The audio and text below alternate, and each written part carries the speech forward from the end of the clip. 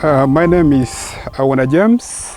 I work with the Facilitation for Peace and Development, FAPAD. Today we are here with the group members of Naibiata PI group, and we are going to have a practical session on Bokashi. Bokashi is a biofertilizer which is made through fermenting organic materials out of the different materials that we have within our environment. In the making of Bokashi, there are a lot of processes that we always go through to come up with the biofertilizer that we can really use in our crop fields, at least to improve on the fertility of our soil, which later on translate into increased crop productivity. In the making of Bokashi, there are a number of materials that we really use.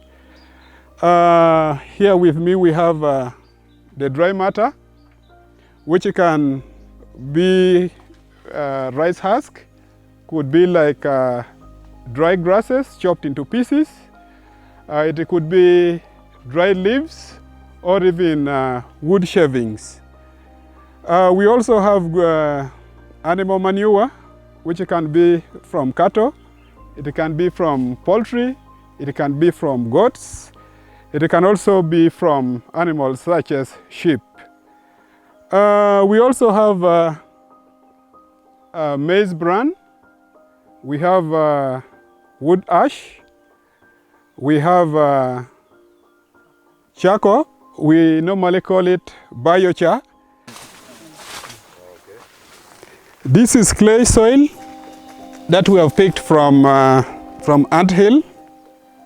And there are also some other ingredients such as molasses. We have yeast, and we also need to have plenty of water in making the Bokashi. In making some good quantity of Bokashi, you would need 7 bags of dry matter, 7 bags of manure, 5 bags of clay soil, 1 bag of biochar, that is charcoal, 1 bag of wood ash, 1 bag of maize bran, 5 liters of molasses, 500 grams of yeast, and water at needed quantity. Water, like in dry season, you really need a lot of water, but in wet season, it would take just a very small amount of water, at least to mix the Bokashi.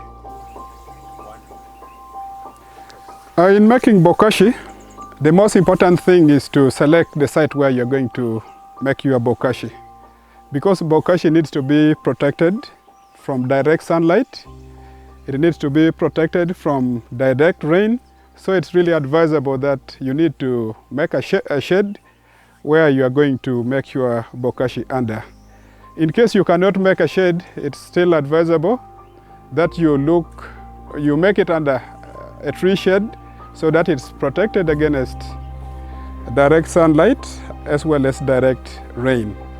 In making our Bokashi, the first step that we follow is to have a pile of the different materials that we use to make it. In the first place, you first lay the dry matter. After laying the dry matter, you follow it with the animal manure.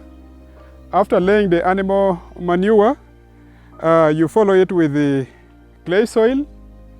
After the clay soil, you put the maize bran.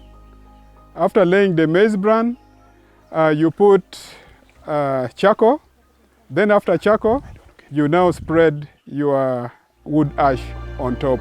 So that will form the first layer in the pile. So you keep repeating the same process until the materials that you have are now completely done. In the process, as you heap the pile, you are supposed to mix water with the molasses and yeast in a separate container. So as you mix, as you keep putting the pile, it is advisable that you keep sprinkling the mixture of water, molasses, and the yeast. So this pile is supposed to grow up and it should not go beyond 1.2 meters. So if you make it like beyond 1.2 meters, it is kind of extreme. So it's advisable to keep it short so that the fermentation process can go on well. So after putting the pile, you are supposed to turn this pile so that the different materials can mix up together. And it's advisable that in turning the pile, you do it 3 to 4 times so that each and every materials that you have are completely mixed up. And in the process of turning the pile, you're supposed to keep adding water in bits. You just sprinkle, you don't just pour. So in pouring it, it's really very important that you need to keep a watch of the amount of water that you are putting in the pile. This pile is not supposed to be too wet, and at the same time it's not supposed to be too dry. So in testing the amount of water that you have in the pile, you are supposed to pick the bokashi, then you squeeze it in your fingers, then you try to roll.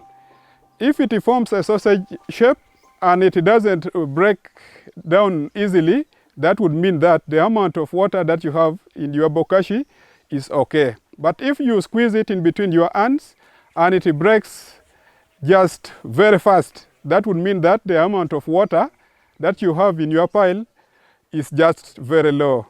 And in an event that you try to squeeze and you really see water coming from in between your fingers, that is an indication that you have put too much water. So you are supposed to regulate on the amount of water that you're putting in your pile. After you have already done that, you now leave your pile there under that shade for 2 days when you are not doing anything to it. The most important thing that you will be doing within the 2 days is to check the temperature of the pile. In checking the temperature of the pile, you are supposed to insert your hand into the pile.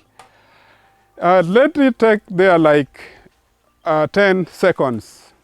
If in 10 seconds you really see that the temperature is really too high and it's really burning you, that is an indication that your pile is really too hot.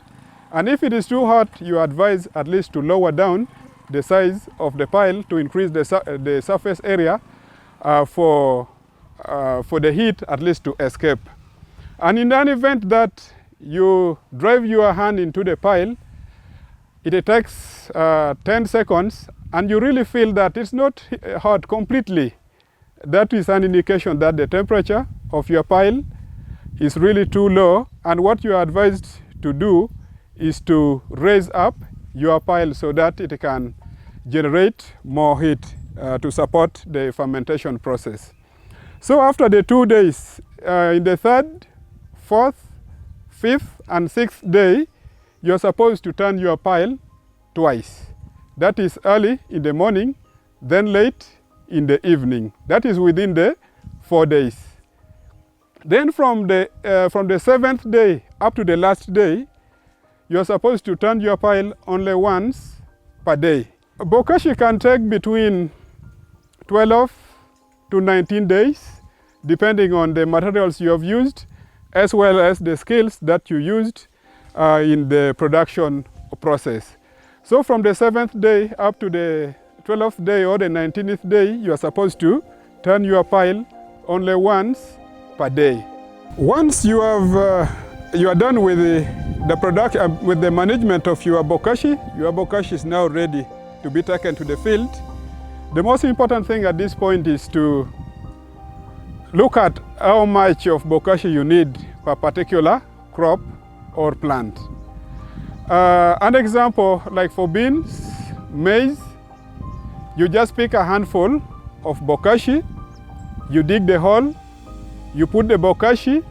After putting the bokashi, You need to take back that topsoil that you have excavated from the hole, then you now plant your seeds. For crops like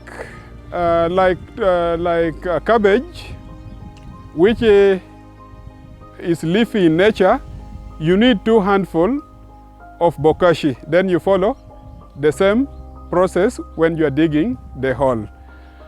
For crops like eggplants, tomatoes, that you harvest in piecemeal, you harvest slowly time after time, it's advisable that you use 3 handfuls of Bokashi when you are planting your crops. Bokashi can also be applied when the plant is already at vegetative stage. With this one here, you can dig the trench in the rows of the plant. You put your Bokashi, your trench can be around 5 to 10 centimeters deep. So you apply your Bokashi. After applying the Bokashi, you're supposed to cover it with the soil or dry grass. Bokashi can also be used at least to fertilize even grown-up plants. What you do, you're supposed to make holes at the end of the canopy of the plant. So after making the hole, you can apply like one spadeful of Bokashi, then you cover it. But you need to dig different holes at the end of the canopy so that your plant can be able to absorb the nutrients from the Bokashi that you have applied to the soil. Yeah, better get lady. I better PI.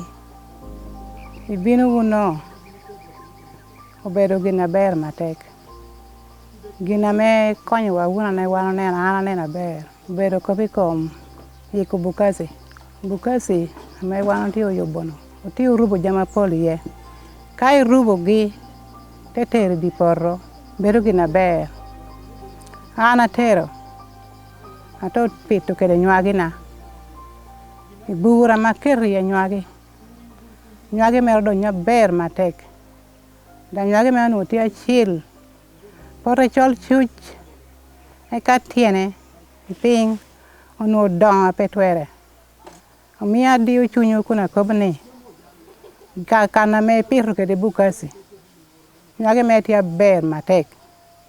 Apoyo uno gini timo uno.